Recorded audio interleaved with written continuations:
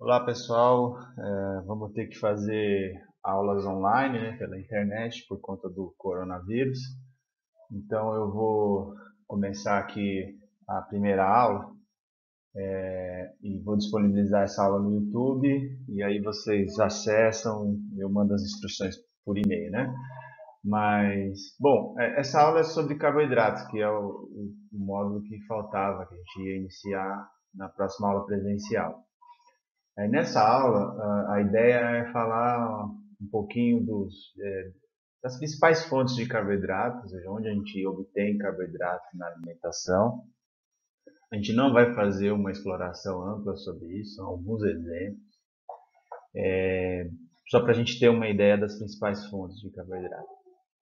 Depois a gente vai falar um pouquinho da composição desses carboidratos, né? Como é que eles estão presentes na natureza e principalmente nos alimentos, né? Que é o que a gente vai ingerir. E aí o que talvez seja mais importante para a gente é depois o processo, né, de como esse carboidrato é processado no nosso organismo. Então, o processo de digestão, depois o processo de absorção, e aí devo falar um pouquinho, né, que existe diferença entre digestão e absorção, né? Mais uma vez absorvido, para onde vai esse carboidrato, né? Onde a gente armazena, onde é que ele fica estocado no nosso organismo. E aí, uma vez estocado, a gente vai falar um pouquinho como é que ele é utilizado durante o exercício. Como é que eu utilizo, recruto esse carboidrato durante o exercício. E quais são os fatores que venham a interferir nesse uso. Então, sei lá, o exercício mais intenso, o exercício mais moderado, o exercício mais longo, o exercício mais curto, a gente vai discutir as questões do exercício. E aí, no final, eu vou passar uma tarefa baseada na aula anterior, que foi a de carboidratos, para fazer os cálculos de quanto de carboidrato deveríamos ter em nossas dietas, né? E vamos também trabalhar com dois cenários, né? Uma dieta rica em carboidrato e uma dieta pobre em carboidrato. E a gente ao longo da aula pode discutir quando que é interessante ter dieta baixa em carboidrato, quando que é interessante ter dieta rica em carboidrato. Então vamos lá. Bom, vamos começar então. Então a gente vai dividir os carboidratos em grupos. Então nós vamos dividir em monossacarídeos, disacarídeos, oligosacarídeos e polissacarídeos. Polissacarídeos estão no próximo slide. Mas os monossacarídeos são os menores de todos, né? A gente aprenderam lá em bioquímica que a gente tem três principais tipos de monossacarídeos, que é a glicose, a galactose e a frutose. Contudo, na alimentação, nós temos na forma de monossacarídeo, a principal fonte é de frutose. Então, quando isoladamente o monossacarídeo está presente na alimentação, como frutose. Glicose isolada e galactose isolada é mais difícil, elas vão estar presentes em disacarídeos que a gente vai falar daqui a pouco. Então, na forma de monossacarídeos, a gente tem a frutose. Como o nome diz, a principal fonte são as frutas, né? Então, as principais frutas, todas as frutas têm uma quantidade grande de frutose de uma forma geral. Quando a gente vai para disacarídeo, o nome já remete à junção de dois monossacarídeos. Então, se eu juntar uma glicose com uma frutose, então dois monossacarídeos, eu vou formar sacarose. Vou formar um disacarídeo. Da mesma forma, se eu juntar glicose mais galactose, eu vou formar uma lactose, também um disacarídeo, né?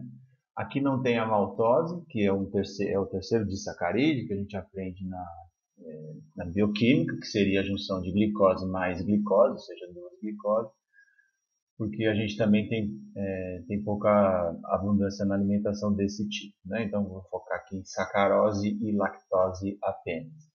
Então, exemplo de sacarose, açúcar de mesa, cana-de-açúcar, beterraba, mel, bolo que utiliza açúcar como ingredientes, enfim. Esses são alguns exemplos da forma de sacarose, né? Acho que o açúcar de mesa é o melhor exemplo de sacarose. A lactose já é mais conhecida, é obtida em leites e derivados, então leite, queijo, Esses produtos todos têm lactose, até comum a gente conhecer pessoas que têm intolerância à lactose. A gente vai falar um pouquinho mais disso quando falar de digestão e absorção, porque essas pessoas não têm a enzima necessária, ou elas têm a enzima, mas a enzima não funciona de forma adequada para quebrar essa ligação glicose e lactose. Portanto, quando se fala que elas são intolerantes à lactose, significa que a enzima que faz essa degradação não funciona adequadamente. Mas a gente pode comentar mais para frente sobre isso. O outro grupo é o oligosacarídeos. O que são oligosacarídeos? São quase polissacarídeos, mas de número menor, né? Então a gente não necessariamente é obrigado a dividir oligo de polissacarídeos, né? Mas aqui, fazendo essa divisão, oligosacarídeos são aqueles menorzinhos, né? São junções de monossacarídeos mais pequenas, né? De 3 a 9 monossacarídeos juntos formam um oligosacarídeos. E a gente tem várias fontes aqui listadas ao lado, né? Banana, alho, mel, enfim, está escrito, vocês podem ver e obviamente podem procurar outras se quiser. Mas eu queria chamar a atenção para um oligosacarídeo especial que é a malto-oligosacarídeo, né? O nome malto vai lembrar a maltose, que é a junção glicose mais glicose.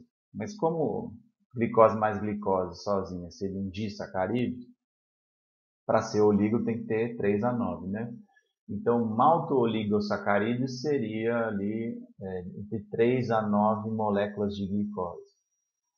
O exemplo mais famoso e mais utilizado em nutrição esportiva é a maltodextrina. A maltodextrina nada mais é do que uma junção de moléculas de glicose, mas com tamanhos que não chega a formar um polissacarídeo, entre 3 a 9 monossacarídeos juntos, né? E aí a gente tem agora os polissacarídeos, né, que são monossacarídeos, são junções de monossacarídeos, mas vão ficar bem maiores do que aquelas do oligosacarídeo, né? Vão ter 200, 300, 400, 500, até bem mais monossacarídeos alinhados, né?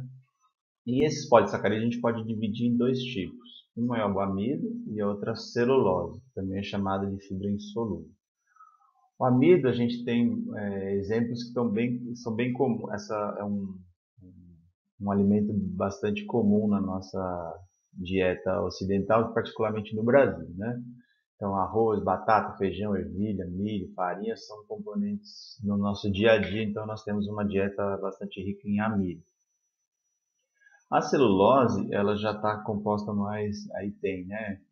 Alface, cenoura, arroz integral, pão integral. A celulose, ela é um polissacarídeo que os seres humanos não têm capacidade de absorver.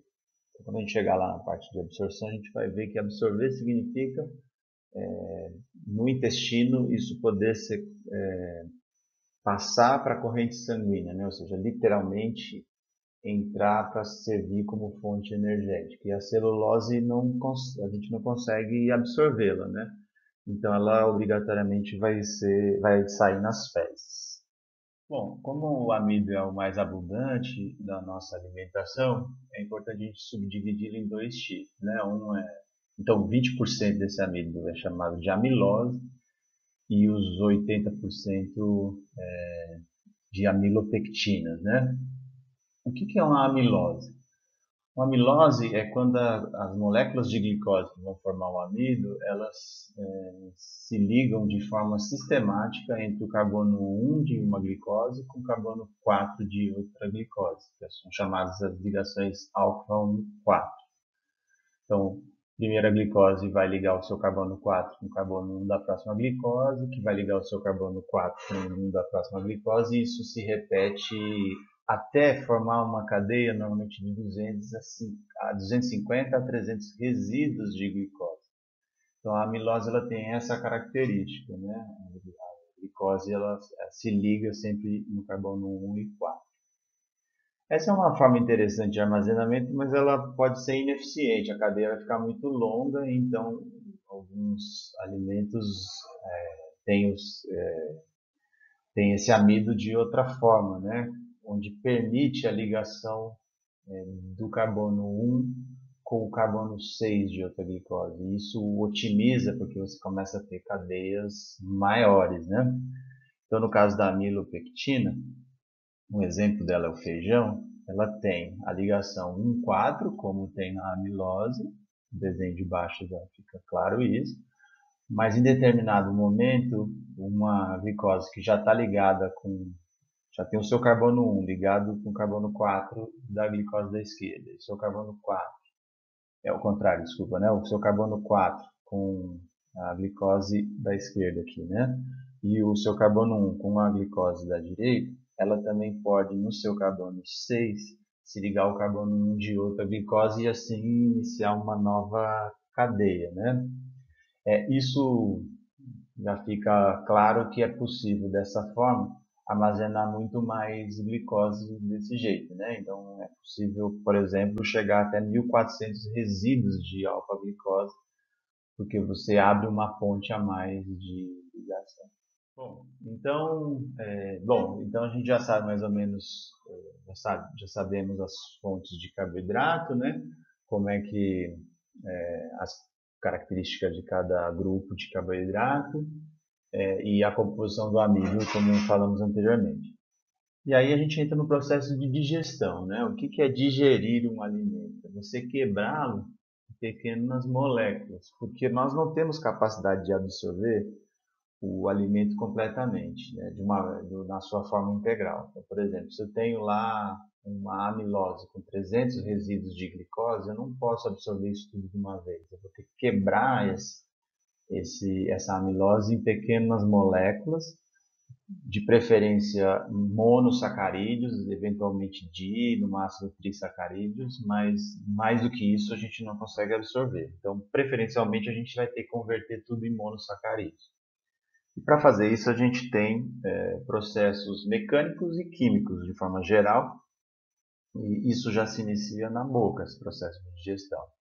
Primeiro com a mastigação, porque a mastigação vai degradando o alimento e isso vai facilitando a quebra. E porque na saliva a gente produz uma enzima chamada alfa-amilase. Essa alfa-amilase é a enzima que vai degradar os resíduos, as ligações 1,4 que a gente viu anteriormente, né, da glicose.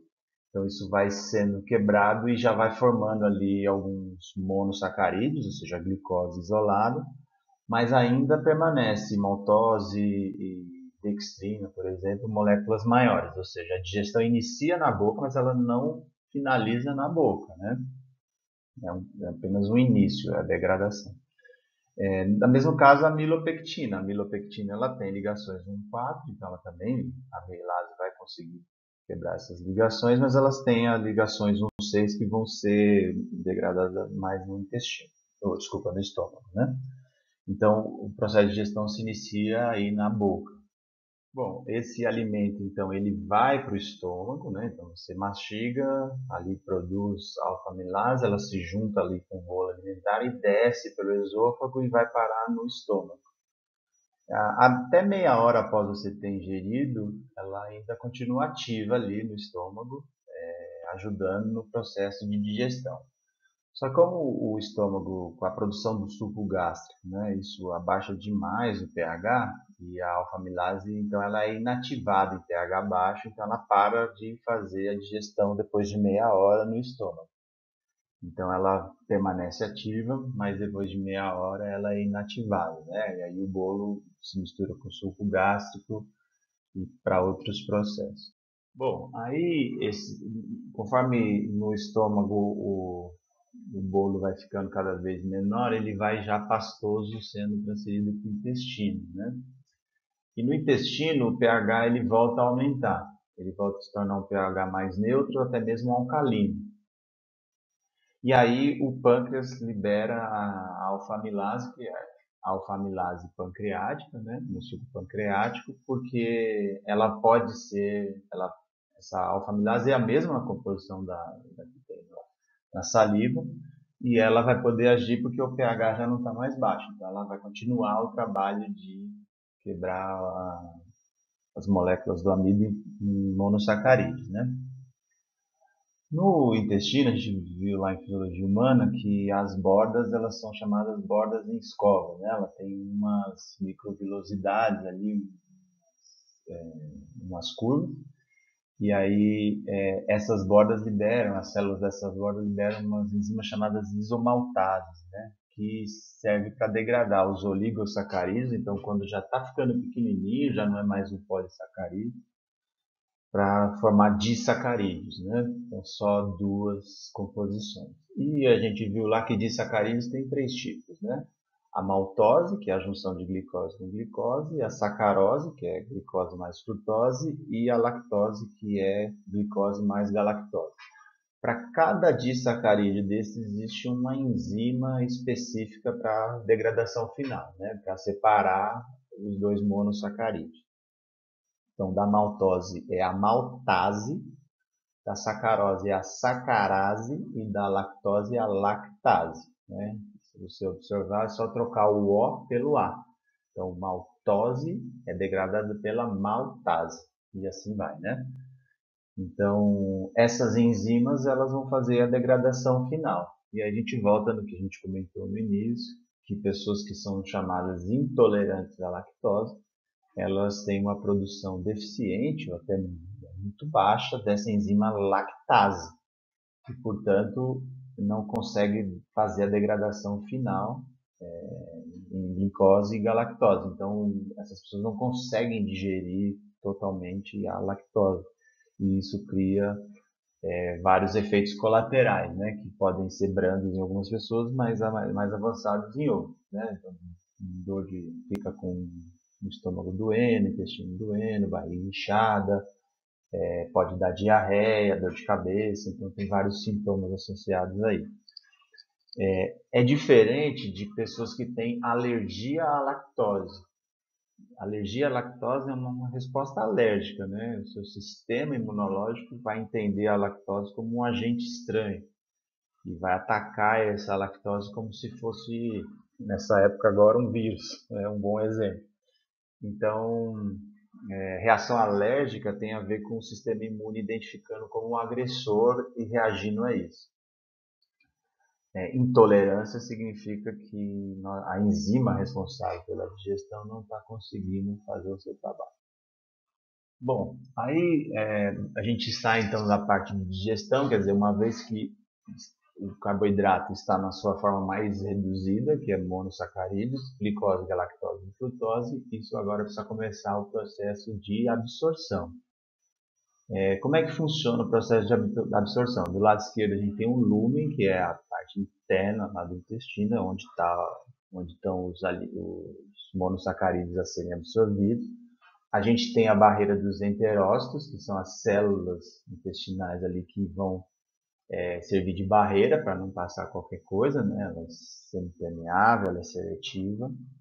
E do outro lado está o capilar sanguíneo, que é para onde esses monossacarídeos precisam entrar, porque uma vez atingindo a corrente sanguínea, eles podem atingir todos os órgãos que precisam desses monossacarídeos. Então vamos pelo lado do lúmen, né? Se a gente olhar, a glicose e a galactose têm o mesmo transportador. Essa bolinha rosa aí é um transportador. E a glicose e a galactose ela é feita na forma de cotransporte pelo sódio. Então, como o sódio está mais concentrado do lado externo das células dos enterócitos do que do lado interno, por difusão, a gente viu em fisiologia, o sódio vai entrar, né, vai ser carreado por esse carregador.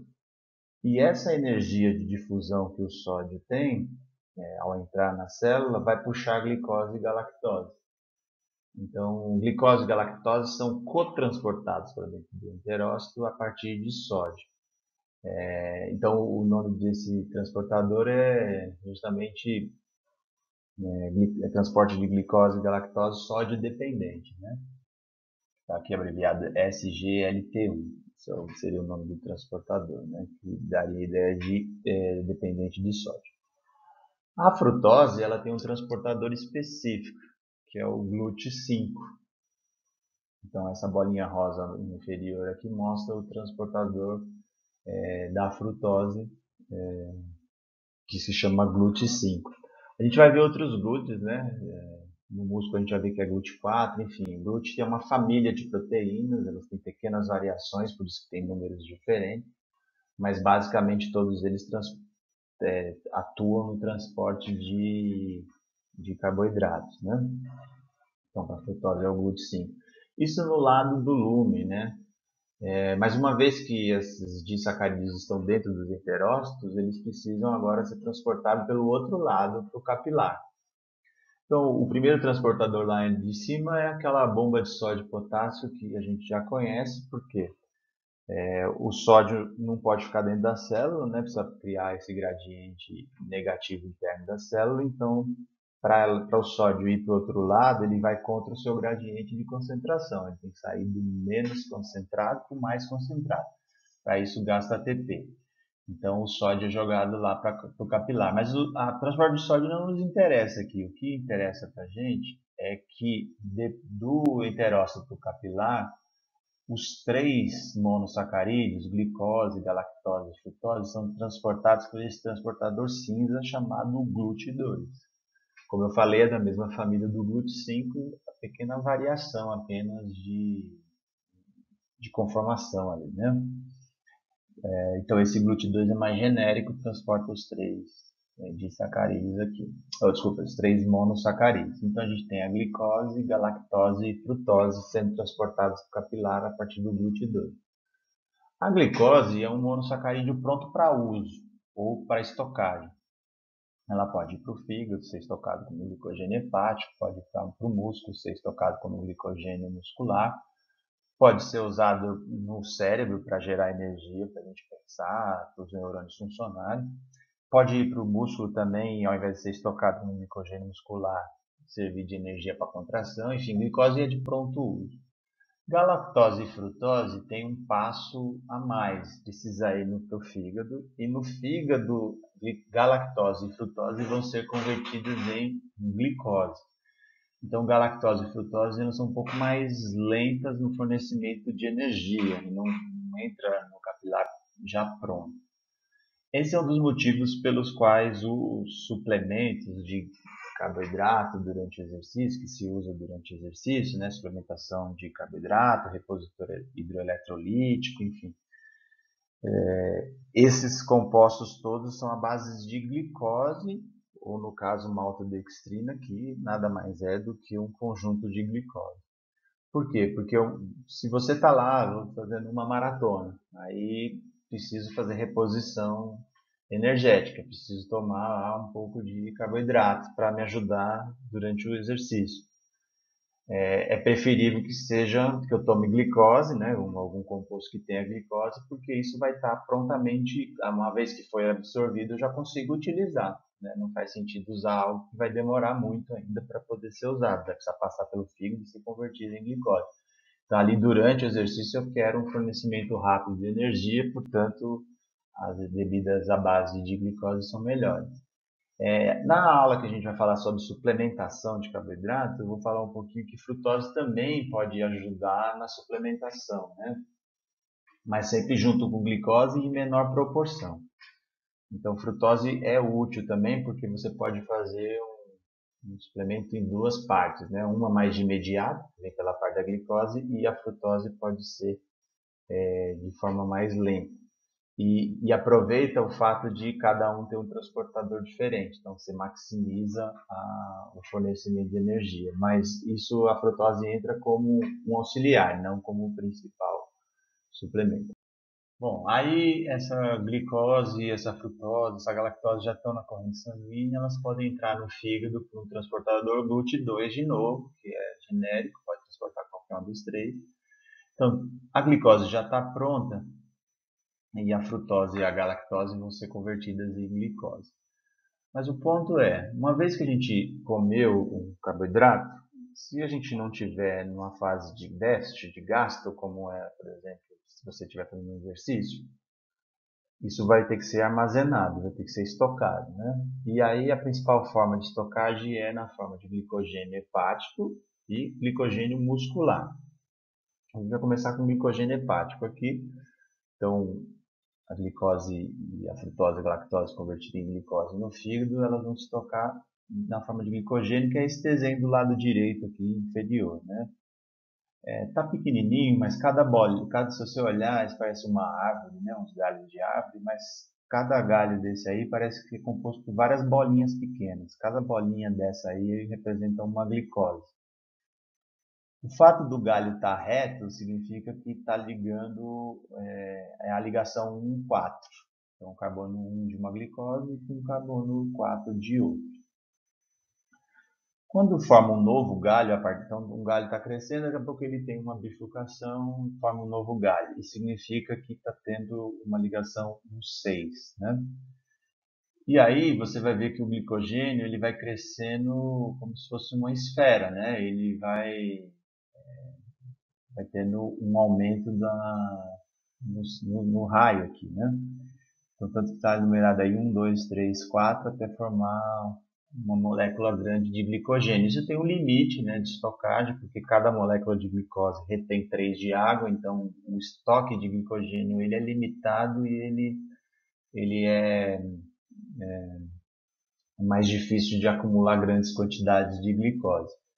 O que significa que o excedente, né, pode ser estocado como glicogênio muscular, ou como está representado aqui na figura ao lado, né, o excesso de glicose, frutose e galactose, eles passam por uma série de processos bioquímicos, que não vem aqui ao caso, mas que vai aumentar a formação de triglicerídeos e ser estocados no tecido adiposo, que é muito mais eficiente para estocar energia, né? Estocar energia como gordura é mais fácil do que como carboidrato, porque a gordura é estocada sem reter água, né?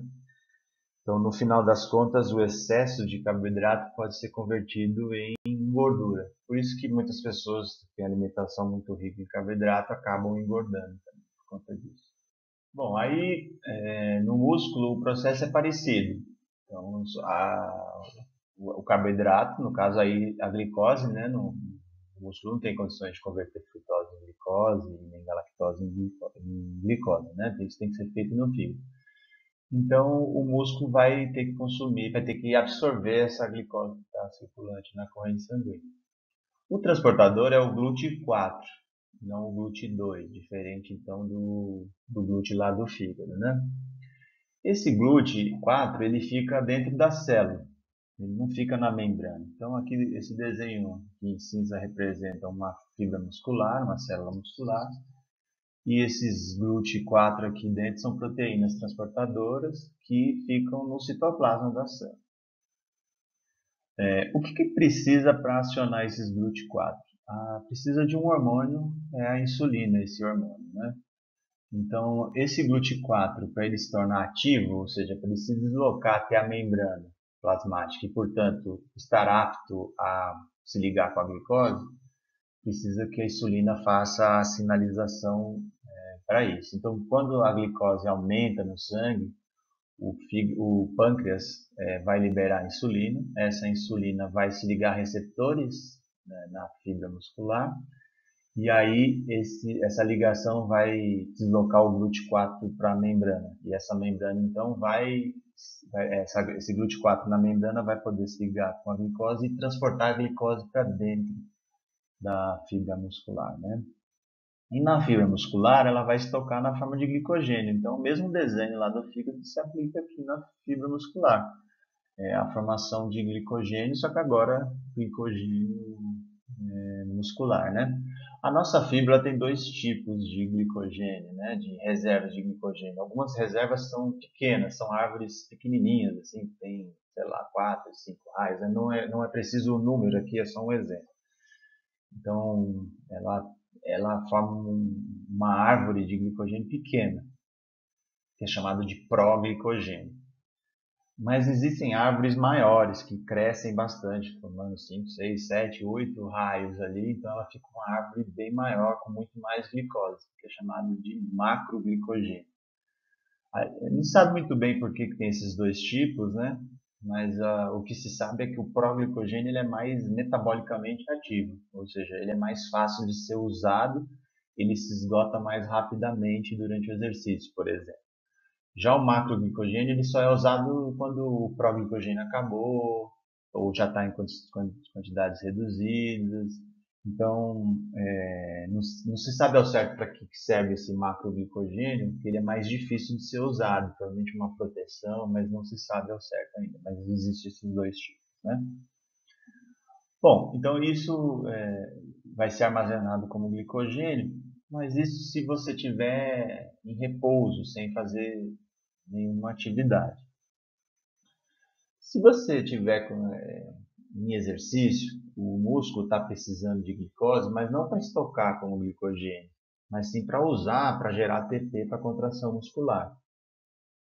E o processo vai ser o mesmo, o GLUT4 vai ter que se deslocar até a membrana, e na membrana vai ter que se ligar essa glicose, e essa glicose vai entrar na fibra muscular. Só que ao invés de entrar na fibra para formar glicogênio, ela vai servir já de imediato ali pela glicólise para formar ATP e depois entrar o seu derivado final, né, o piruvato, vai entrar na mitocôndria e lá gerar mais ATP, como vocês viram isso em bioquímica. Então, ao invés de formar glicogênio, vai gerar ATP a partir de reações anaeróbias, a glicólise anaeróbia, e depois, posteriormente, aeróbias com utilização de glicogênio dentro das mitocôndrias. Bom, mas o que tem de especial no exercício? O exercício, quando a gente começa, quando a gente está em exercício, a liberação de insulina diminui bastante por conta de hormônios antagônicos à insulina, como adrenalina, noradrenalina, cortisol, hormônio do crescimento, todos são hormônios que vão, hormônio do crescimento não, desculpa, adrenalina, noradrenalina e cortisol, né?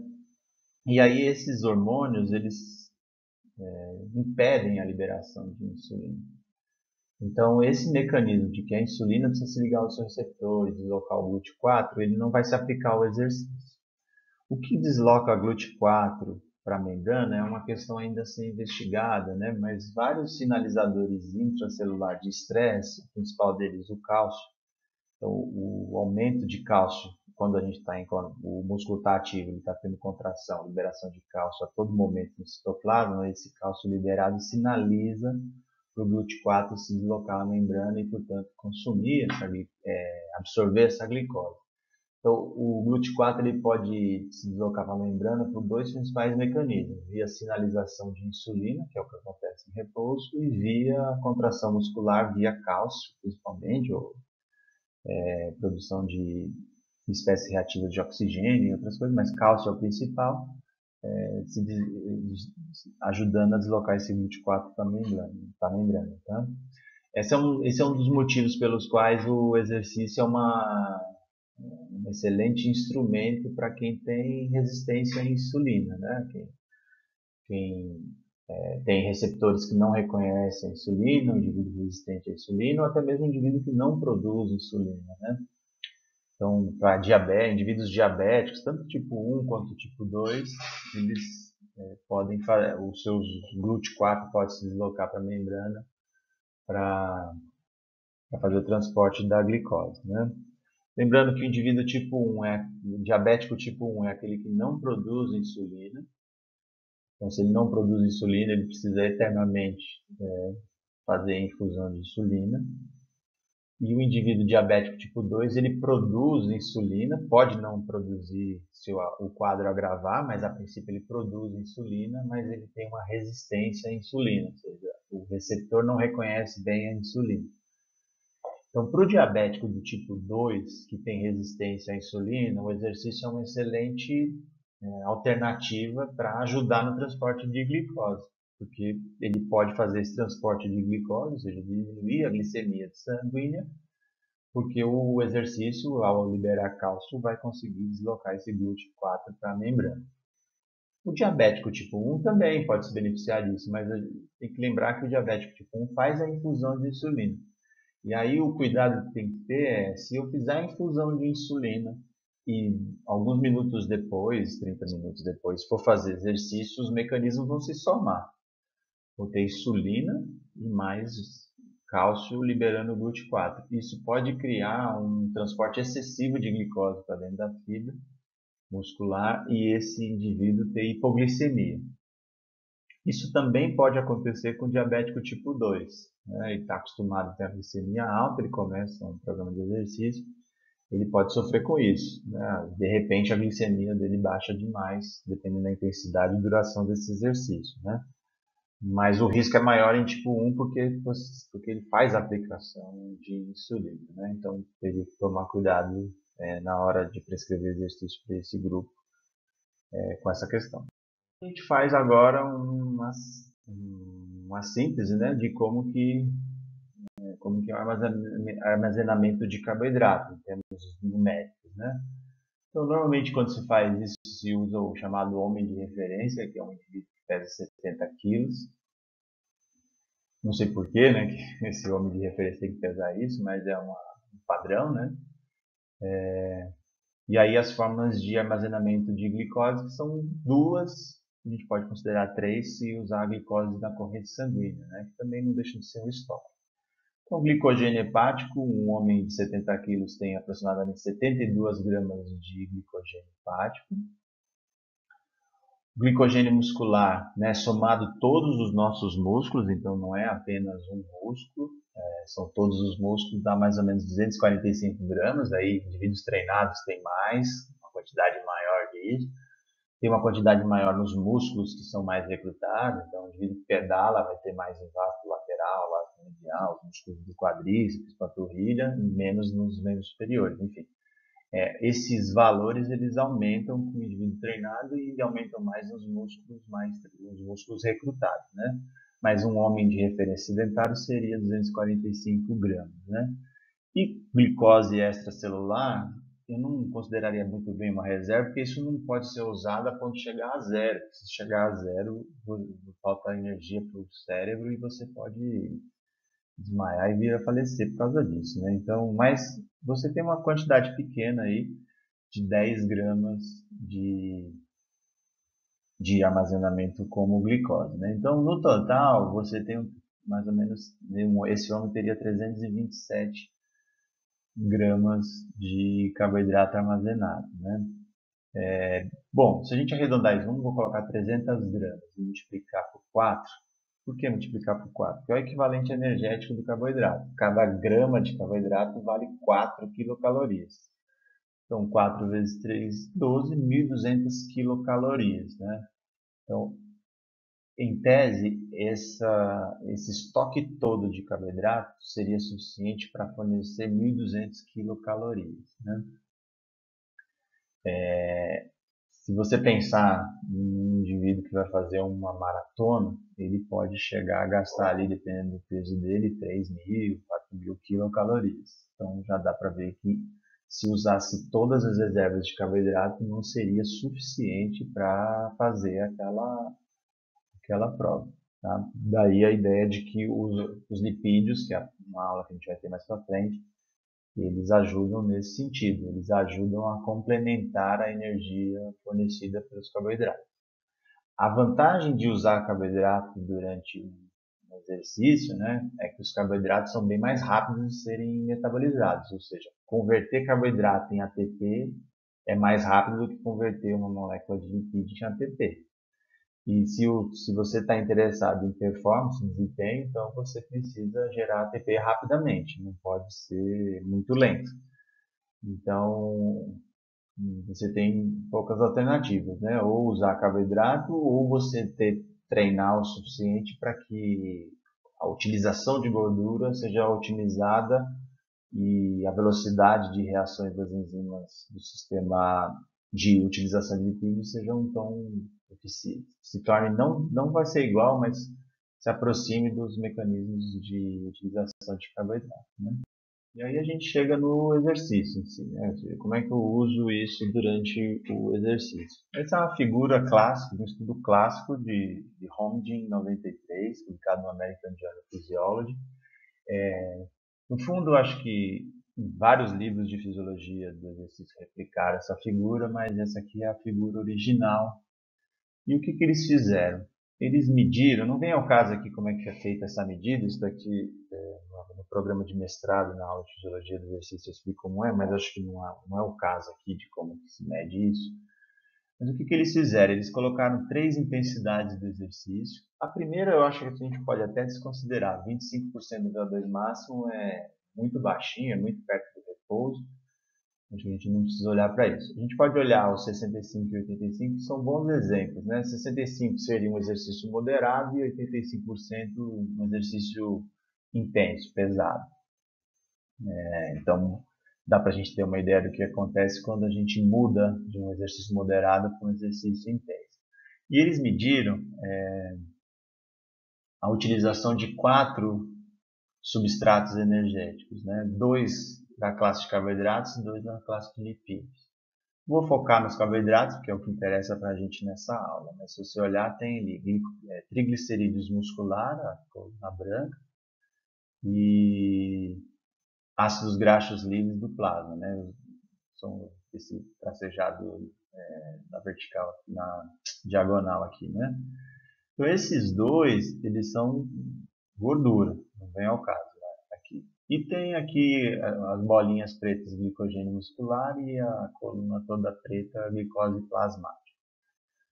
O que acontece? Quando você aumenta o exercício de moderado para intenso, a primeira coisa que aumenta é o gasto energético total, né? Então, se você aqui está apagado, mas seria quilocalorias no eixo Y.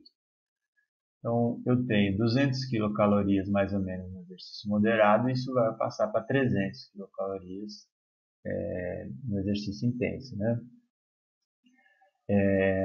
E aí, se você olhar, primeiro, a utilização de glicogênio muscular, ele aumenta consideravelmente quando você aumenta a intensidade do exercício. Praticamente está dobrando aqui, né?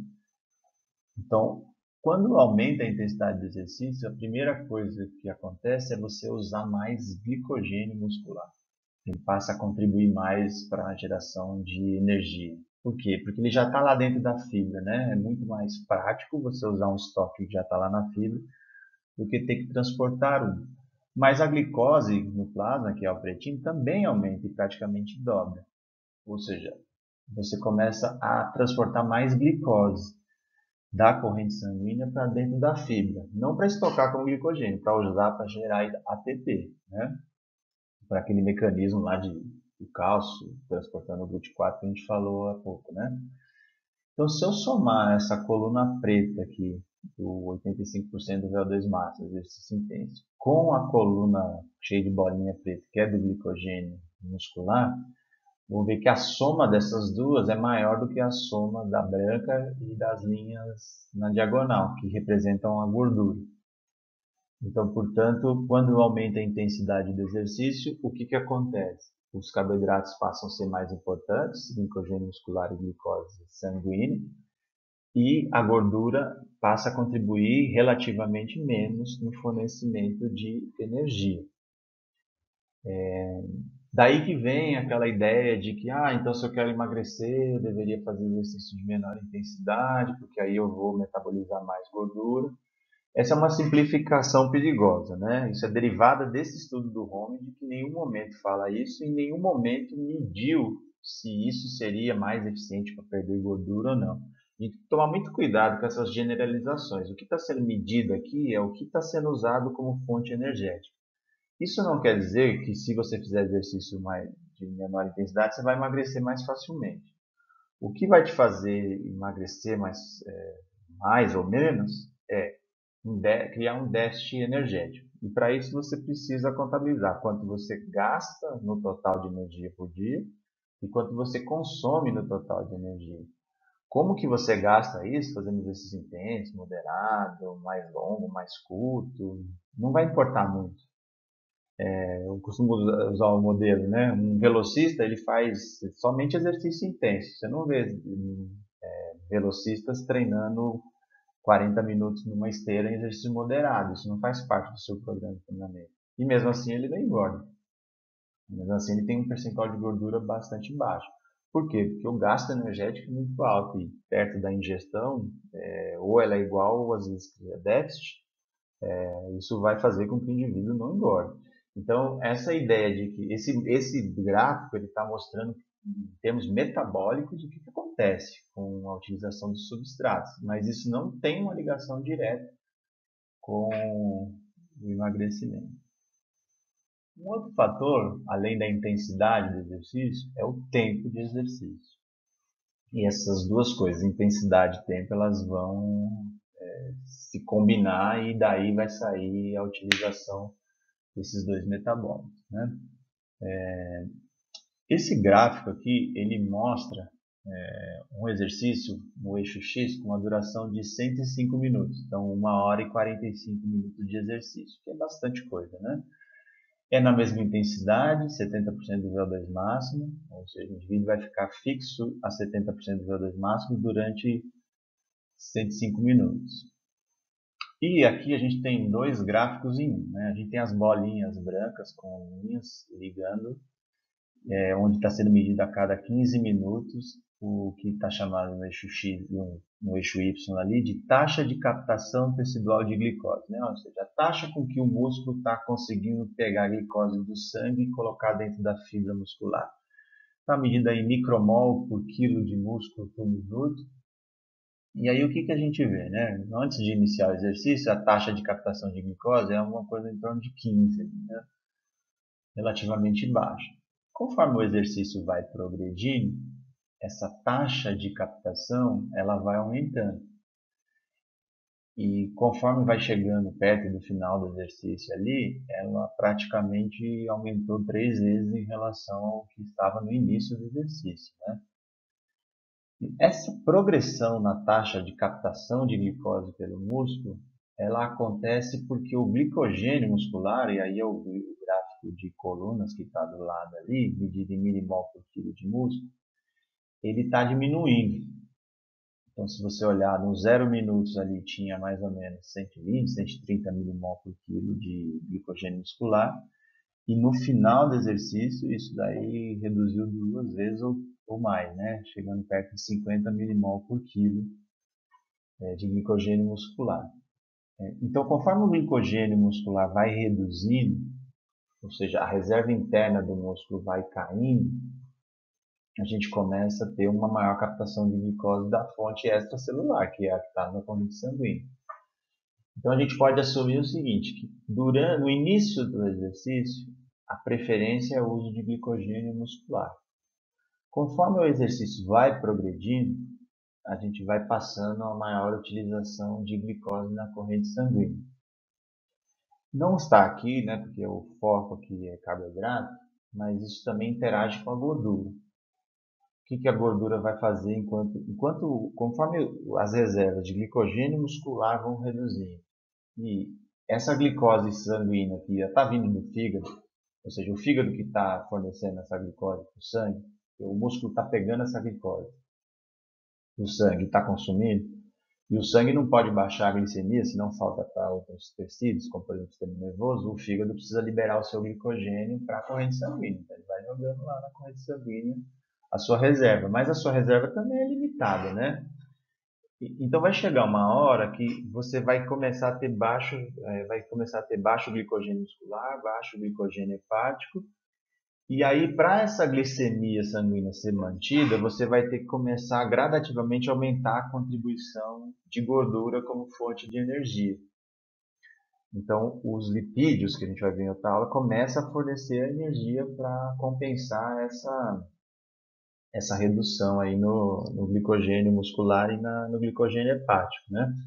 Então, o que começa lá com uma alta contribuição, sei lá, 70%, 80% no início do exercício de carboidratos, conforme vai chegando no final ali, depois de 40 minutos, 50 minutos, isso já tem 60% de lipídios, 40% de carboidrato. É uma inversão na contribuição. E isso vai intensificando conforme o exercício vai progredindo. Então, depois de 2 horas, provavelmente a contribuição de carboidrato já é em torno de 30%, 20%, bem menos, e muito de gordura, né? Daí também vem aquela ideia, então para emagrecer eu preciso ficar em baixa intensidade e por muito tempo, porque se eu ficar por muito tempo eu vou passar a consumir mais gordura. E de novo a ideia é a mesma que eu expliquei no slide anterior, né? Você não, o que determina se você vai emagrecer, perder mais gordura, menos gordura, é o déficit energético. Não tem a ver com quanto de gordura ou quanto de carboidrato você está gastando durante o exercício em si, né? A gente tem que pensar que assim, o dia tem 24 horas. Se você fizer 1 hora de exercício, é 1:24, né? Ou seja, o que você faz nas 23 horas subsequentes é mais importante do que o que você faz naquela 1 hora. Então, eu tenho que contabilizar que depois do exercício ainda tem gasto energético. Então, por exemplo, após exercício intenso, tem gasto energético aumentado. Eu tenho que contabilizar tudo que eu vou comer nas próximas 24 horas, né? Se eu vou ter um comportamento sedentário, ou seja, se eu sou ativo durante 1 hora e 23 horas eu tenho comportamento sedentário.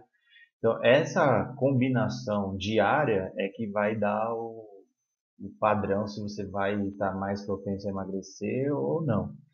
Então, não é especificamente o que acontece durante o exercício que determina isso. Bom, e aí a gente chega então no final, que é assim, bom, a gente viu então quais são as principais fontes de carboidrato, como que é o processo de digestão e absorção, né? Então, lembrando, digestão é a quebra das moléculas e absorção é essas moléculas menores conseguirem atingir a corrente sanguínea, e a gente viu lá a glicose, frutose e galactose, são as menores moléculas, são os monossacarídeos de carboidrato, né? Onde que isso é estocado? No fígado e no músculo esquelético, na forma de glicogênio muscular e hepático. O excesso de carboidrato vai para o tecido adiposo, que a gente não abordou aqui, vai falar em gordura. E aí a gente tem como que isso é usado durante o exercício, que é influenciado por dois fatores, né? A intensidade e o tempo de exercício. Quanto mais intenso, mais carboidrato eu preciso, ou seja, mais eu vou usar glicogênio muscular e glicogênio hepático, no caso representado pela glicose sanguínea. E quanto mais longo o exercício, mais eu vou esgotando as reservas de glicogênio muscular e glicogênio hepático, né? Bom, aí a gente tem, bom, então como é que a gente faz a nossa dieta, né? Para quanto de carboidrato seria necessário aí para poder fazer um bom armazenamento suficiente. Então, a gente tem que lembrar antes, né? O equivalente energético do carboidrato. Cada grama de carboidrato vale 4 quilocalorias. Eu falei isso no meio da apresentação, né? Mas esse é o equivalente energético do carboidrato. Então, cada grama de carboidrato que eu como corresponde a 4 quilocalorias ingeridas, né? E numa dieta considerada normal, ou seja, balanceada, padrão, o percentual dessa dieta vai girar em torno de 45% e 65% de carboidrato. Então, se eu tenho uma dieta de 1.000 quilocalorias, 450 a 650 quilocalorias deveriam vir de carboidratos, para ela ser considerada uma dieta balanceada normal de carboidratos. Bom, se eu quiser saber em gramas, eu tenho que pegar esses 450, 650 quilocalorias de carboidrato e dividir por 4 para saber em gramas, né? Usando o equivalente energético. Seria o que é uma dieta normal. Contudo, a gente vai ver mais para frente ali, mais no decorrer do curso, a gente vai ver que a gente pode usar estratégias de manipular carboidrato para melhorar desempenho ou para melhorar aspectos de treinamento. Adiantando, se eu fizer uso de dieta rica em carboidrato, o que é igual a 80% da minha dieta ser de carboidrato, e aí, claro, para você aumentar a quantidade de carboidrato, você tem que diminuir das outras coisas, proteína e lipídio, né? Então, nesse exemplo, se a minha dieta é de 1.000 quilocalorias e eu consumir 800 quilocalorias de carboidrato, isso vai ser classificado como uma dieta rica em carboidrato.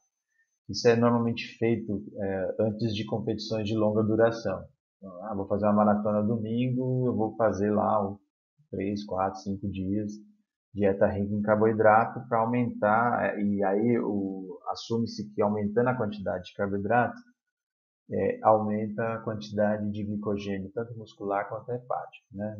A gente vai ver como fazer isso de forma correta, porque alguém pode falar, então vou fazer isso todo dia porque vai aumentando infinitamente, né? Não é assim, porque o que vai acabar acontecendo é que o excesso vai ser convertido em gordura.